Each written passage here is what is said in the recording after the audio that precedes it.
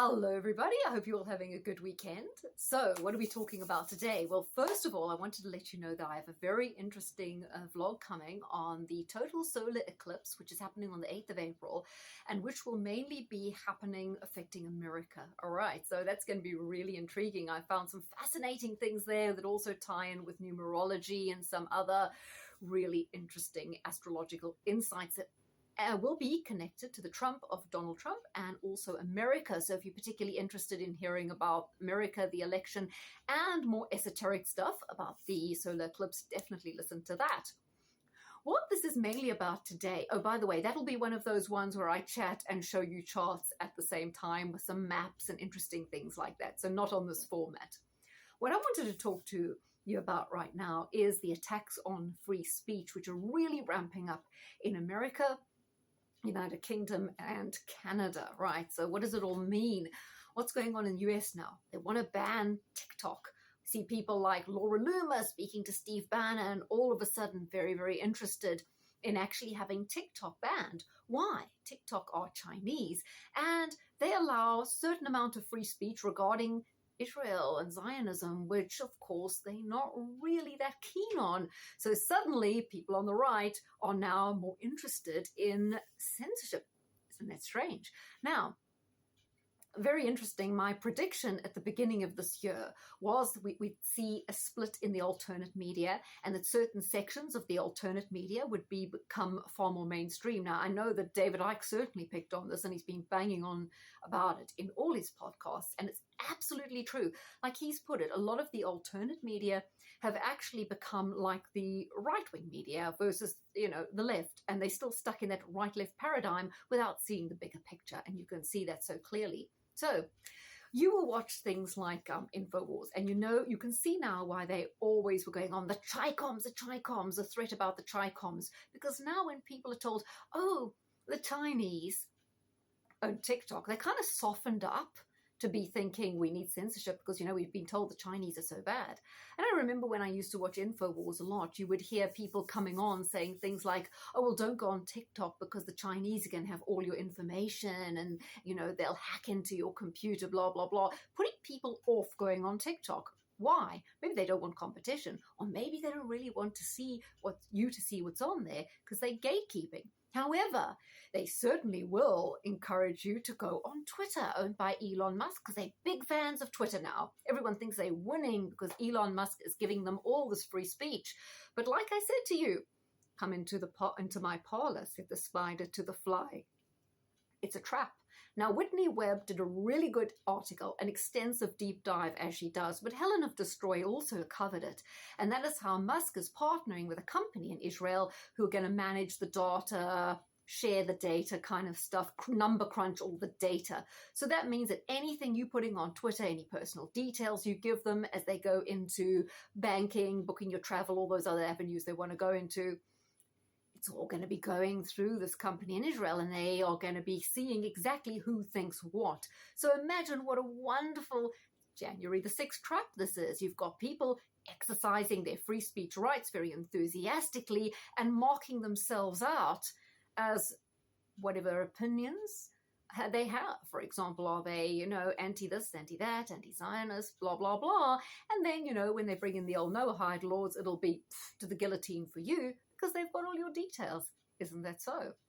Then, for example, over in Canada, I think they're introducing the most draconian laws that you could go up into life imprisonment if that you even threaten to inspire hate through your speech, even if you haven't done it yet, if there's a risk that you do it. So that's really draconian.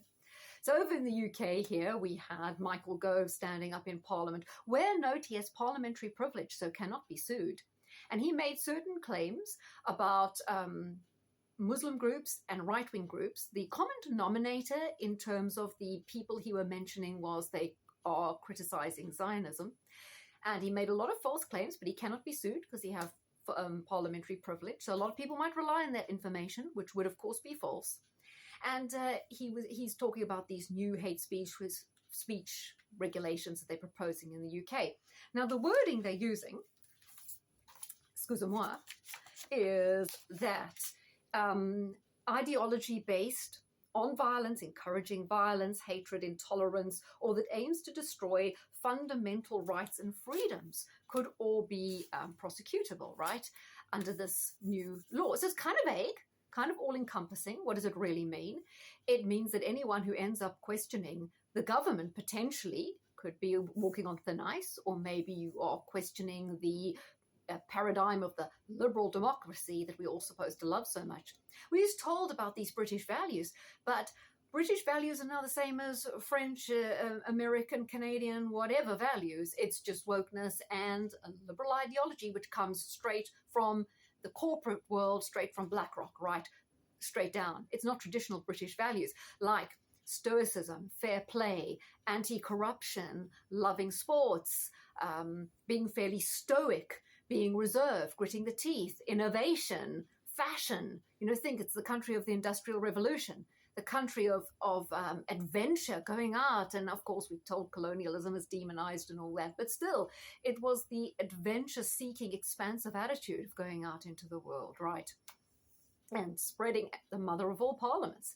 These are true British values, but we never hear about those. Now, Michael Gove is definitely an example of a turkey voting for Christmas, because I remember a while ago, I don't know if it was himself or his then wife, I think they're divorced now, Sarah Vine, who now writes for the Daily Mail, were doing an interview, and of course, they've all got to show off, so they've got to have like an amazing bookcase behind them with 1 billion books so they can prove how well read they are, and they've probably never read one of them, or maybe they just like the covers, or were just trying to decorate the bookshelf. But anyway, on Michael Gove's bookshelves were books by David Irvin and the book The Bell Cove. Now, I can see a time in the future where having those books would mark you out as an extremist. So maybe he shouldn't be this turkey voting for Christmas. He should realize, I'm also getting close to the line there. It's going to come for us all one way or another. Now, let me just have a look at my notes, because I had a couple more things I wanted to say there. So, yes. All right. Now you can see now why the mainstream alternate media, which I'd say now includes people like Tommy Robinson, Katie Hopkins, Mayor Tursey, they've been pushing so hard to ramp up people's anger against, against Muslims, because, they're trying to tap into the enemy.